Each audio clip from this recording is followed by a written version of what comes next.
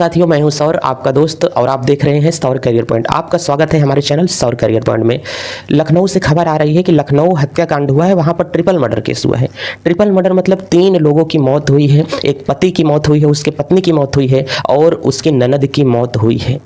मतलब triple murder case में ये लखनऊ का हत्याकांड है। लखनऊ के गोमती नगर इलाके का ये घटना है। जो आरोपी कौन था? आरोपी यहाँ पर मानस को बताया जा रहा है। आरोपी का नाम मानस वाजपेयी है। उसकी उम्र करीब 35 वर्ष है। वह SBI फील्ड में ऑफिसर के पद पर काम करता था। उसकी पोस्टिंग इंजीनियरिंग कॉलेज ब्रांच में बताई गई है। उसके पिता भी बैंक में नौकरी करते थे, लेकिन पिता की मौत 6 वर्ष पहले हो जाती है। पिता की मौत के पहले ही उनकी माता की मौत हो जाती है।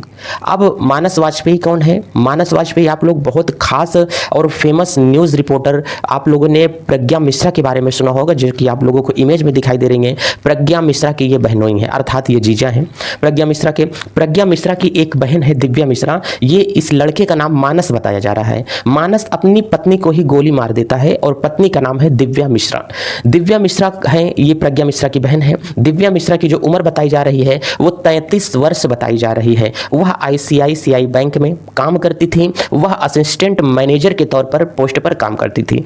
दिव्या और मानस की शादी 2018 में हुई थी। यह एक अरेंज मैरिज थी, घर वालों के सहमति से यह शादी हुई थी। इन दोनों की आपस में कोई संतान नहीं थी। शादी कुछ समय बीतने के बाद में दोनों के बीच में विवाद होता है और दोनों के बीच में अनबन रहती है, जिसकी वजह से दिव्या ये चाहती है कि मैं मानस से तलाक ले लूं। उसने तलाक के लिए कोर्ट में अर्जी भी पेश की थी और इसके चलते दोनों अलग अलग रहने लगे थे। दिव्या अपने मायके आ जाती है और मायके आकर के दिव्या रहती है घर पर, और मानस से ये अलग रहती है। मानस के भी घर में कोई नहीं था। मानस के माता पिता की डेथ हो गई थी। उसकी केवल एक बहन थी और बहन को बताया जा रहा है कि बहन दिमागी रूप से कमजोर बताई जा रही है, मतलब वो मानसिक प्रताड़ित थी। बहन की उम्र जो थी 28 वर्ष थी। मानस की दिव्या से अनबन इस प्रकार होती है कि दोनों अलग अलग रहते हैं और मानस इस बात को शायद झेल नहीं पाता, बर्दाश्त नहीं कर पाता है। एक दिन मानस के दिमाग में क्या चलता है, क्या नहीं चलता है, आइए इस बात को समझते हैं। घटना वाले दिन क्या हुआ? गुरुवार को, जब आज मैं आपको न्यूज़ दे रहा हूं तो आज शुक्रवार है। आज हमारे पास में शुक्रवार है। कल के दिन हमारे पास में क्या था? बृहस्पतिवार था। तो बृहस्पतिवार के दिन ही दोपहर की बात है। दोपहर के करीब 12 से 12:30 बजे की ये बात है। दोपहर में जिस समय आप सुबह उठ करके खाना नहाना करते रहते हैं, उसी समय की ये बात है। गुरुवार को दिव्या रोज की तरह अपने बैंक में पहुंच जाती है काम के लिए। बताया जाता है कि वह बैंक में काम के सिलसिले से कहीं पर बाहर जाती है और बाहर से होकर के जब वो बैंक में आती है तो मानस उसे बैंक के गेट पर खड़ा मिलता है। जब मानस उसे बैंक के गेट पर खड़ा मिलता है तो दिव्या को इशारा करके बुलाता है कि इधर आओ, मुझे थोड़ा तुमसे कुछ जरूरी बातें करनी है। दिव्या मानस को पति मानती है और अपने पति के पास चली जाती है कि क्या बात है, कैसी हो गई। उसको क्या पता कि आज की जो हमारा दिन है ये मानस के साथ आखिरी दिन हमारा होने वाला है।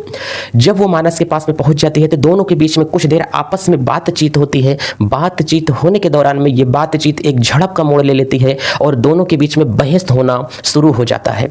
जैसे ही दोनों के बीच में बहस होना शुरू हो जाता है, मानस ने अपनी जेब से गन निकाला और दिव्या के माथे पर गन को लगा करके एक शॉट मारा। जी हाँ, इस खबर को वहाँ पर सिक्योरिटी गार्ड सुन रहे थे और देख रहे थे। जैसे ही सिक्योरिटी गार्ड उनके नज़दीक पहुँचते कि गन को देख करके सिक्योरिटी गार्ड भी वहाँ से पीछे भाग जाते हैं। अब सिक्योरिटी गार्ड भी पीछे से जैसे ही वहाँ से हट जाते हैं, वो एक फायरिंग और करता है। लगातार 2 फायरिंग दिव्या के ऊपर की जाती है और दिव्या झटपट वहीं पर क्या होती है, गिर जाती है और मानस वहाँ से भाग निकलता है। मानस भागने के बाद में मानस कहीं और नहीं भागता है, बल्कि मानस अपने घर पर भाग करके आता है। घटना के कुछ ही समय बाद मानस का घर कहाँ पर था? जहाँ पर दिव्या के साथ में ये बैंक में दिव्या काम करती थी, 2 किलोमीटर दूरी पर मात्र मानस काम करता था। वह मानस का घर था।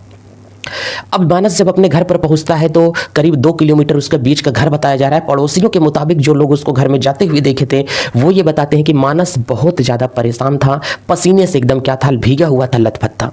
घर में जाने के बाद में उसने कमरे का दरवाज़ा बंद कर लिया और अंदर जब वो दरवाजे को बंद कर लेता है तो कुछ देर के बाद में उसके घर से एक धड़ाम की आवाज़ आती है। जी हाँ, वो धड़ाम की आवाज़ किसी सामान के गिरने की नहीं थी, बल्कि बंदूक चलने की आवाज़ थी। मानस के घर में एक 28 साल की उसकी बहन रहा करती थी। उसकी बहन मानसिक रूप से कमज़ोर थी, दिमागी हालत की कमज़ोर बताई जा रही है न्यूज़ के मुताबिक। और दिव्या की बहन जो प्रज्ञा मिश्रा है, उन्होंने भी एक्सपर्ट ट्वीट करके ये बताया है कि उसकी बहन पागल घोषित की जा रही है उसकी बहन को। बहन पागल थी तो भाई ने मार क्यों दिया, कि इस बात की भाई को चिंता थी कि अगर हम भी मर जाएंगे, मेरी पत्नी को भी मैंने मार दिया है तो मेरी बहन की रक्षा कौन करेगा। तो इस बात को लेकर के वो बहन को भी गोली मार देता है और कुछ ही समय बाद अपने को भी गोली मार लेता है। यूं कहें कि मानस ने अपनी पत्नी को भी मार दिया, गोली मर्डर कर दिया, अपनी बहन का भी मर्डर कर दिया और खुद सुसाइड कर लेता है। जब पड़ोसी आवाज़ को सुनकर के दरवाजे को तोड़ करके अंदर जाते हैं तो वहां पर देखते हैं कि टीवी पर जोर जोर से हनुमान चालीसा बज रहा था। संकट मोचन हनुमान जो आप लोग सुनते हैं वही हनुमान चालीसा जोर जोर से टीवी पर सुनाई दे रहे थे और लोग वहां से आने के बाद में पुलिस के पास में इन्फॉर्म करते हैं। इन्फॉर्म करने के बाद में जब पुलिस मौके पर पहुंचती है तो पुलिस घटना मौके पर पहुंच करके मामले की अंदर से जानकारी लेती है, जिसमें पुलिस को कुछ भी नहीं मिलता है, सारी चीज़ें एकदम साफ सुथरी मिलती हैं। लेकिन मानस का एक स्टेटस रहता है कि आज मैं अपनी पत्नी को मार दिया हूं और ये मैंने मारा क्यों है, क्योंकि मेरी पत्नी ने मुझे धोखा दिया है। इस बात की सारी जानकारी मेरी जो साली है और मेरा जो क्या है साली का पति है उसको है। साली कौन है? प्रज्ञा मिश्रा। प्रज्ञा मिश्रा और प्रज्ञा मिश्रा के पति को घटना की सारी जानकारी दी गई है कि उनको ये सारी जानकारियां पता हैं। अब इस बात को लेकर के सनसनी मच जाती है कि क्या प्रज्ञा मिश्रा को ये सारी बातें पता हैं, क्या प्रज्ञा मिश्रा सभी चीज़ों के वारदात जानती हैं कि ये घटना क्यों हुई है और कैसे हुई है। अब सवाल यहाँ से उठना शुरू हो जाता है कि प्रज्ञा मिश्रा घेरे में आ सकती हैं। वो स्टेटस में ऐसा बयां कर दिया है कि सभी कुछ प्रज्ञा मिश्रा को पता है कि ये चीज़ें क्यों हुई है, मेरी पत्नी ने मुझे धोखा दिया है। प्रज्ञा मिश्रा एक यूट्यूबर है, फेमस इन्फ्लुएंसर हैं जो कि न्यूज़ की घटनाओं को कवर करती हैं बहुत ज़्यादा और अच्छे इनके अच्छे खासे क्या है फॉलोअर्स हैं। घटना के बाद में प्रज्ञा मिश्रा ने ट्वीट किया कि जो उनका पति है मानस, उन्होंने उसके ऊपर प्रज्ञा के ऊपर गंभीर आरोप लगाए हुए हैं और मानस एक प्रकार का साइको व्यक्ति था और मानस की बहन जो थी वो एक प्रकार की पागल व्यक्ति थी और मतलब दिमागी रूप से उसकी बहन को कमज़ोर बताया जा रहा है। वहीं पर परिवार ने क्या कहा, दिव्या मिश्रा के ममेरे भाई हैं जिन्हें मयंक दीक्षित बताया जा रहा है। मयंक दीक्षित ने भी मामले पर बताया कि उन्होंने मीडिया के जरिए दिव्या को गोली मारने की बात को सुना है और बाद में पता चला कि मानस का नाम सामने आ रहा है।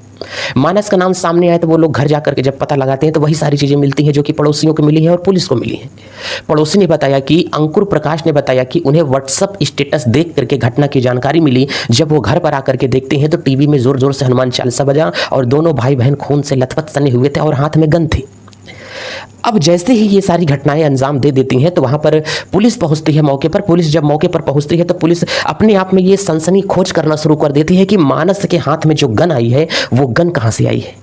अगर मर्डर हुआ है तो भाई गन आई कहां से है, क्या वो लाइसेंसी गन है कि विदाउट लाइसेंसी है।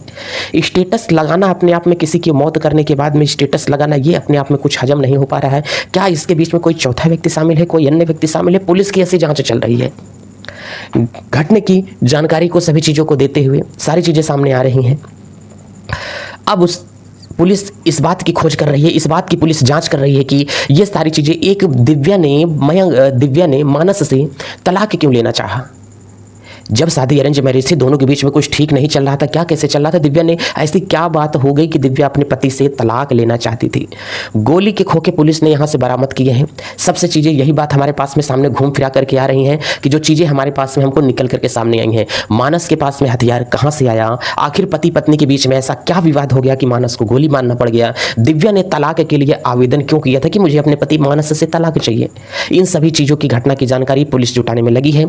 जैसे ही और किसी चीज़ों की जानकारी हमको मिलती है, हम आपको न्यूज़ के जरिए सारी चीज़ों की घटना की जानकारी आपको कवर करते हैं। आप चैनल पर बने रहें। इसी के साथ चलते हैं। धन्यवाद।